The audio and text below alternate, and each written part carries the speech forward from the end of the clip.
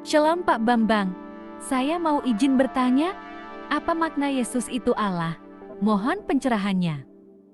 Ya, Shalom Alaikum Bismillahirrahmanirrahim. Salam sejahtera untuk saudara-saudara dalam Kristus. Jadi sebetulnya iman kita tentang Yesus itu clear ya, karena itu sudah berjalan selama 20 abad sejak gereja mula-mula pada zaman Alkitab, kemudian pada zaman murid-murid yang nulis Alkitab, artinya murid-murid para rasul, sampai konsili-konsili gereja awal ketika gereja menghadapi ajaran-ajaran bidat.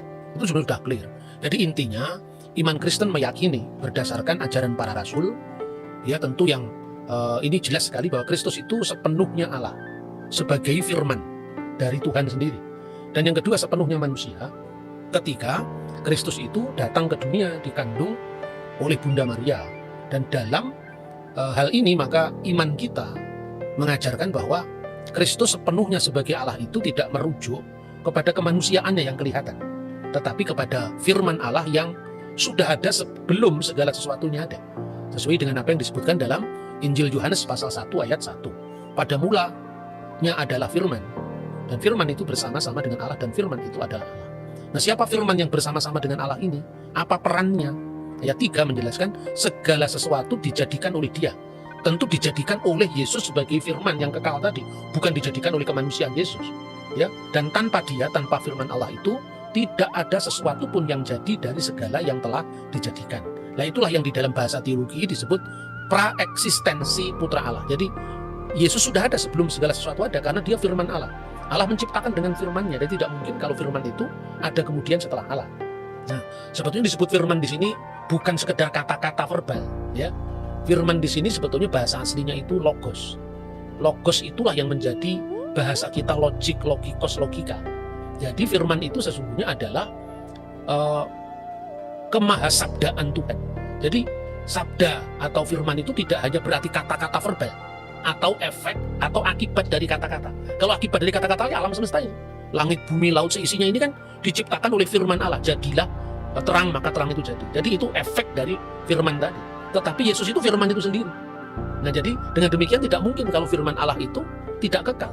Karena kalau firman Allah tidak kekal berarti ada waktu di mana Allah sebagai the existence, sebagai wujud, sudah ada firman-Nya, belum ada. Berarti kan pernah ada waktu di mana Allah tidak punya firman, dan itu tidak masuk akal kan. Nah, ketika firman itu menjadi manusia, Dia dikandung oleh perawan Maria tanpa campur tangan seorang laki-laki. Artinya bahwa Yesus itu sepenuhnya manusia. Jadi jangan orang salah paham, Tuhan kok lapar, Tuhan kok haus, Tuhan kok dicobai. Yang dicobai, yang haus, bahkan yang mati, itu bukan keilahiannya. Maka dalam Alkitab disebutkan sangat jelas sekali, Dia yang dibunuh dalam keadaannya sebagai manusia. Karena firman sendiri benar-benar menjadi manusia, bukan setengah manusia. Firman itu telah menjadi manusia dan tinggal di antara kita. Dan kita telah melihat kemuliaannya, yaitu kemuliaan yang diberikan kepadanya sebagai anak tunggal Bapa, penuh kasih karunia dan kebenaran. Ini saya kira clear sekali. Maka ketika gereja menghadapi ajaran sesat Arius, ya, ketika gereja menghadapi ajaran sesat Arius yang mengatakan bahwa pernah ada waktu di mana anak Allah itu tidak ada, gereja langsung berkumpul. Nah, waktu itu kan belum ada perpecahan, ya, gereja itu masih Tahun berapa, Pak? tahun 325. Jadi waktu itu belum ada aliran-aliran gereja, belum ada perpecahan gereja, karena perpecahan gereja itu baru terjadi tahun 451. Jadi waktu itu yang namanya gereja itu ya semua gereja Katolik dan semua gereja Ortodok. Artinya apa? Bukan Katolik sebagai institusi yang sekarang ini berpisah dengan gereja Ortodok, atau Ortodok yang berpisah dengan Katolik, tidak. Tapi sifat gereja yang adalah universal. Artinya berlaku bagi semua bangsa, berlaku bagi semua kaum, itu arti katoolon, gereja yang bersifat Katolik. Begitu setiap gereja itu bersifat Ortodok. Artinya gereja itu menganut ajaran lurus yang diterus sampaikan tanpa putus dari para rasul.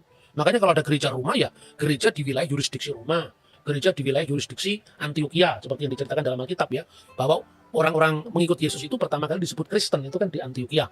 Kemudian dari Antioquia ke Roma, dari Roma Konstantinopel, kemudian di situ ada Alexandria. Jadi semua gereja sudah kumpul jadi satu. Lalu mengatakan tidak bisa, Arius itu salah.